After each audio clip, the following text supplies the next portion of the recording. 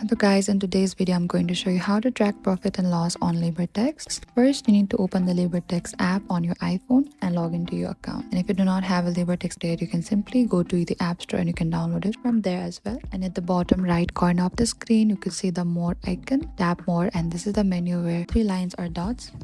And from the menu, scroll a bit down, and over here we can also see there's a reports option. Select the reports option and this section shows you full trading history. And over here you'll find all of the balance, trading operations, balances. Here you'll see your account activity including deposits, withdrawal, commissions and overall profit or less movements.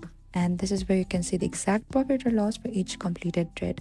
You can use the data filler to view daily, weekly or monthly results. And this is it.